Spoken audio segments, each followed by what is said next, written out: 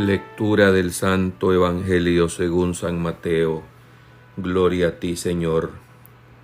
Jesús despidió a la multitud y se fue a su casa. Entonces se le acercaron sus discípulos y le dijeron: «Explícanos la parábola de la cizaña sembrada en el campo». Jesús les contestó: «El sembrador de la buena semilla es el Hijo del Hombre. El campo es el mundo. La buena semilla son los ciudadanos del reino. La cizaña son los partidarios del demonio. El enemigo que la siembra es el demonio. El tiempo de la cosecha es el fin del mundo, y los segadores son los ángeles. Así como recogen la cizaña y la queman en el fuego, así sucederá al fin del mundo. El Hijo del Hombre enviará a sus ángeles para que arranquen de su reino a todos los que inducen a otros al pecado y a todos los malvados, y los arrojen en el horno encendido. Allí será el llanto y la desesperación. Entonces los judíos, los justos, brillarán como el sol en el reino del Padre. El que tenga oídos, que oiga». Palabra del Señor. Gloria a ti, Señor Jesús. Por este santo evangelio se borren nuestros pecados. Alabanzas a ti, oh Cristo. Es muy interesante que a los discípulos les haya llamado la atención muy especialmente la parábola del trigo y la cizaña.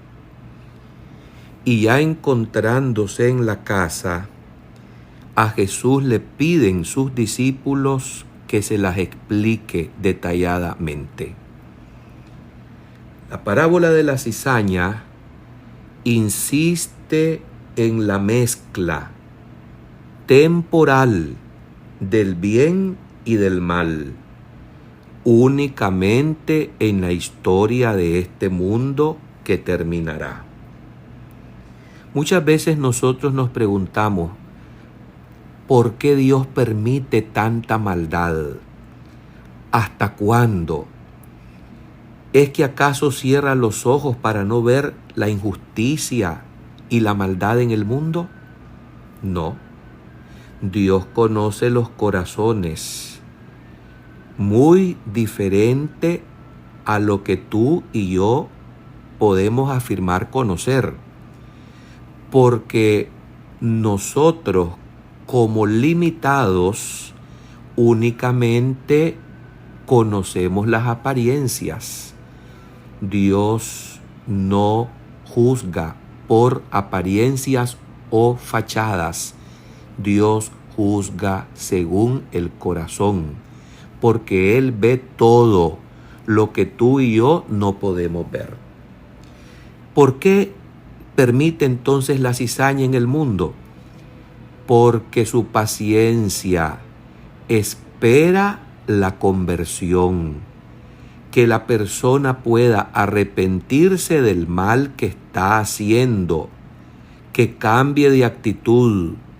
Y mientras estamos en este mundo peregrino, aquí podemos nosotros cambiar el corazón, arrepentirnos.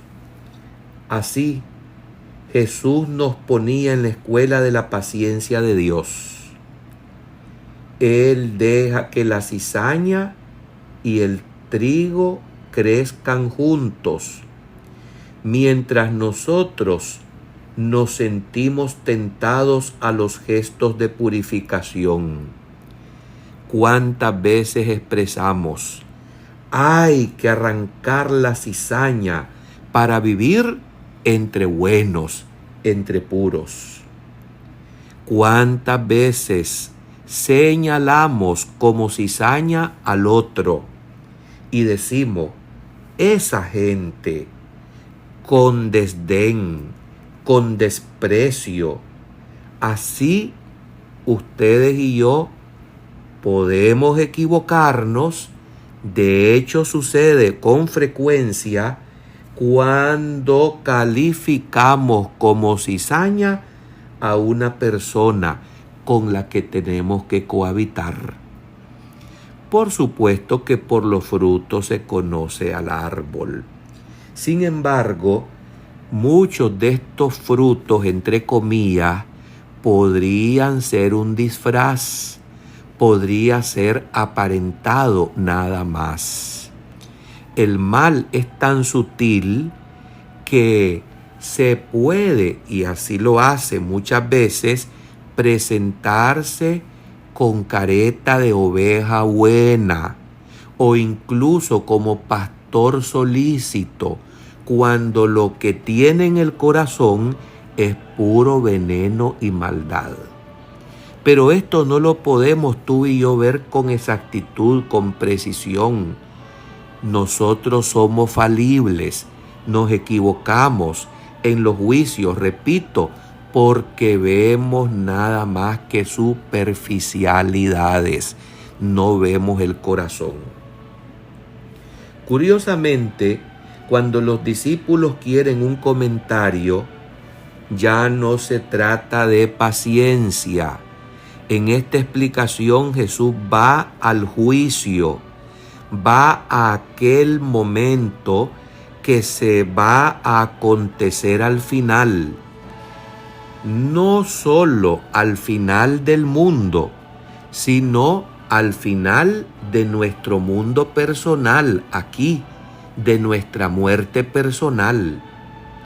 Recordemos que en los novísimos, en las postrimerías, que es el estudio sobre los últimos acontecimientos de la vida, qué pasará, qué sucederá, se nos enseña y se habla del juicio particular y del juicio universal. Ese juicio particular se sucede en el momento mismo en que el alma deja el cuerpo, en el momento mismo de la muerte. Es el momento de recibir según nuestras obras.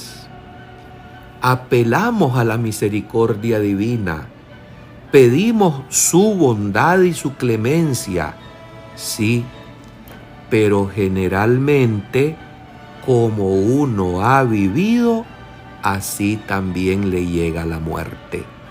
Es decir, que solo una gracia muy especial de Dios podrá ser concedida a una alma, a una persona que ha vivido disolutamente, acostumbrada a revolcarse en la maldad, en el pecado.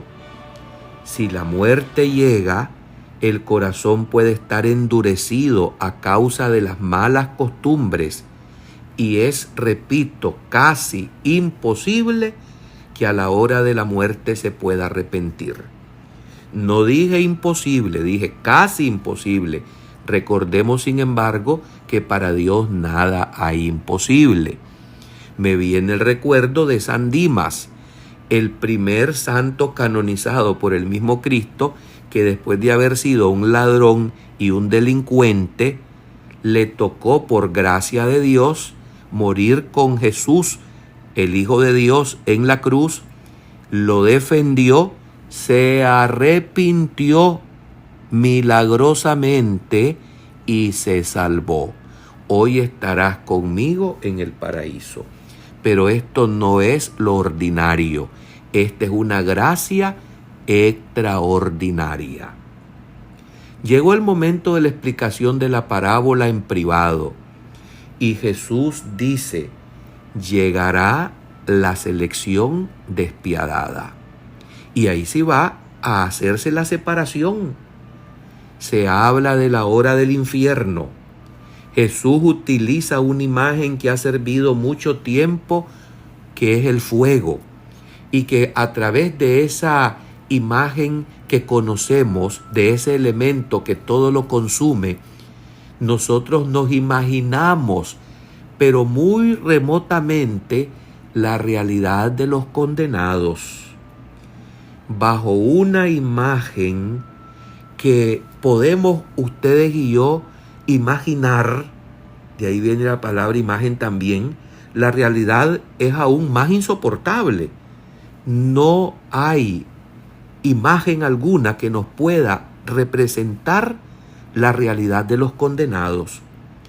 Como no hay imagen alguna, y así lo dice San Pablo, ni el ojo vio, ni el oído escuchó, ni vino a la mente del hombre lo que Dios tiene preparado para los que le aman. Pues apliquemos esta misma expresión para los condenados. Ni el ojo vio, ni el oído escuchó, ni vino a la mente del hombre lo que le va a padecer al que muere en pecado mortal, lejos de Dios, odiando a Dios, al que muere siendo cizaña. Por lo tanto, la condenación eterna es una posibilidad. Hay quienes hoy aseguran o quieren pensar, que el infierno está vacío, cuando las Sagradas Escrituras nos dicen lo contrario prácticamente. A mí no se me olvida aquella advertencia: esfuércense por entrar en la puerta angosta, porque muchos intentarán y no podrán. Claro, ¿cuál es la puerta angosta? La puerta difícil, la de llegar al cielo. ¿Es difícil salvarse? Me atrevería a decir que sin la gracia de Dios imposible es. Es verdad que Jesús vino a abrirnos las puertas del cielo, vino a salvarnos del morir eterno. Sin embargo, estamos en este mundo donde tenemos la libertad de vivir en la gracia de Dios o en la desgracia del pecado. Y si la muerte nos sorprende por elección voluntaria en el pecado mortal, entonces moriremos como cizaña y llega la hora del infierno. De esta realidad que hoy poco se habla y que es lo que más le conviene al enemigo, que no se hable de él ni del castigo eterno. Las más delirantes descripciones del infierno, pienso por ejemplo en la Divina Comedia, en Dante, donde se ven los condenados, se describen, o pienso en aquella pintura célebre del juicio final de Miguel Ángel en la Capilla Sixtina, ahí donde se ven aquellas imágenes desgarradoras, espantosas de los condenados. Pues fíjense, hermanos, que enseña el catecismo, y la verdad es que esas imágenes tan dramáticas, tan terribles y espantosas de los condenados no son nada en comparación con esta concisión. Hechos para Dios, nosotros fuimos creados para Dios. Ahora se corre el riesgo de verse eternamente excluido de su compañía. La teología de todos los tiempos nos habla de dos clases de pena en el infierno: la pena de daño y la pena de sentido. La pena de daño se refiere justamente a esta: verse eternamente excluidos de la compañía de Dios. Se dice fácil, pero cuando el alma deja el cuerpo, se aplican aquellas palabras del Salmo: como busca la sierva corrientes de agua, así mi alma te busca, Dios mío. Tiene sed de ti, tiene sed del Dios vivo. ¿Y se imaginan ustedes que con esas ansias de irnos a encontrar con Dios nos veamos excluidos de su visión, de la casa del Padre? Esa es la pena de daño, que se dice, pero no tiene el alcance de lo que realmente ese tormento conlleva. Y la otra es la pena de sentido, que según se nos enseñan, los condenados padecen en ese lugar de castigo, más todavía en aquel sentido que en su cuerpo más ofendieron a Dios en la tierra. Cada uno sabe por dónde le aprieta el zapato, como decimos. Por eso se habla de la concupiscencia de la carne, de la concupiscencia de los ojos, de la concupiscencia de los sentidos, de los oídos. Cada uno sabe. Y por ahí será peor el tormento si vamos a parar a ese lugar de castigo. Pero también se habla del paraíso. Los justos irán y brillarán al reino de su Padre. Toda persona está llamada a ese fin, pero no lo alcanzará si no es porque se tiene que abrir su corazón a la misericordia de Dios, a la compasión a los demás, si no se esfuerza en ser buena semilla. Hermanos, en este tiempo en que vemos tanto ataque feroz, despiadado, despampanante y descarado contra Dios, contra la fe católica, yo me pregunto, esa cizaña ya no se disfraza, pero ¿qué hacemos tú y yo? Hagamos actos de reparación, pidamos por la conversión de esas almas metidas, completamente embarradas y completamente salpicadas o metidas en el pecado, en el mal. Si tan solo fueran capaces de darse cuenta del amor de Dios, pidamos por la conversión de ellas. Esta es la diferencia de nuestra fe santa y católica, que nos pone a rezar para que aquellas personas que defienden la ideología de género, que hoy en día están a favor del aborto, que defienden la eutanasia, que dicen tener derechos ante Dios, que se burlan de la religión, como lo que vimos hace poco en la apertura de los Juegos Olímpicos en París. Hermanos, esa gente pecadora, mientras está en este mundo y mientras ellos van siendo cizaña porque van haciendo el mal y arrastrando a los demás al mal, mientras están aquí tienen tiempo de cambiar su vida y de convertirse a Dios. Nosotros tenemos que rezar y hacer penitencia por nuestra propia conversión y la de los pecadores. Justamente eso es lo que le pidió la Virgen en Fátima a los niños después que les mostró el infierno. Quisiéramos más detalles sobre nuestra eternidad, pero no nos apuremos, que ya nos llegará, quizás más pronto de lo que nos podemos imaginar. Podemos soñar largamente pensando en ese día, que al final sabremos quién es nuestro Padre. Ojalá que ustedes y yo no nos cansemos de decir: Jesús, yo creo, adoro, espero y te amo. Te pido perdón por los que no creen, no esperan, no adoran y no te aman. Amén.